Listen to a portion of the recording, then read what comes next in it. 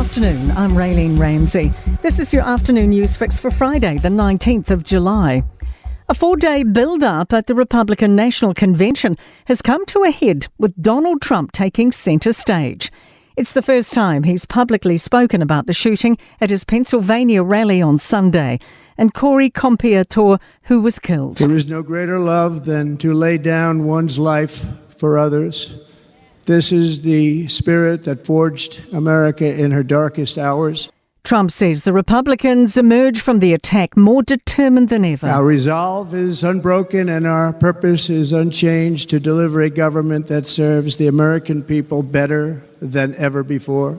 He says now is the time for America to unite. We must not criminalize dissent or demonize political disagreement, which is what's been happening in our country.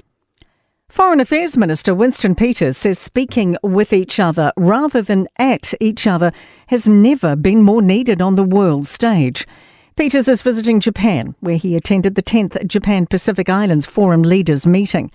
In an address from Tokyo, he says the world is troubled, and as war and instability is everyone's calamity, diplomacy is everyone's business. From understanding comes opportunity, and from diplomacy comes compromise, the building block of better relations between nations.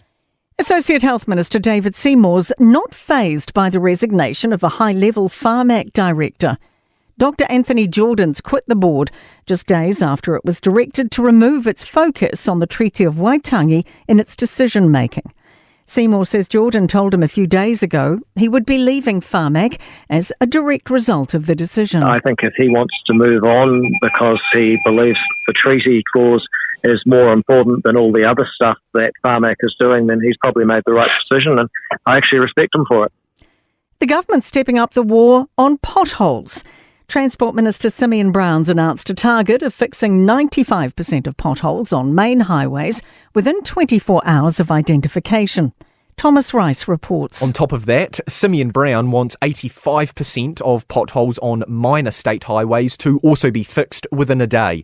Brown says instead of simply placing cold mix in potholes, contractors will now increase the use of new innovations to ensure that temporary repairs last longer. He says they're catching up on the maintenance deficit to ensure that people in freight can get to where they need to be. Good news for home buyers. BNZ and Kiwibank are following ANZ and Westpac in cutting their advertised home loan and term deposit rates following Wednesday's drop in CPI inflation. Most economists now expect the Reserve Bank to cut the official cash rate this year. Consensus is pointing to a cut in November after the release of the next round of quarterly inflation data in October. Motorists are being urged to take extra care tonight with rough weather on the way in some places. A heavy rain watch is in force for Northland and North Auckland after an already wet week. The rain's expected to continue overnight. In sport, assistant coach Jason Holland says the All Blacks are keen to make a statement in their third test of the year against Fiji tomorrow afternoon in San Diego.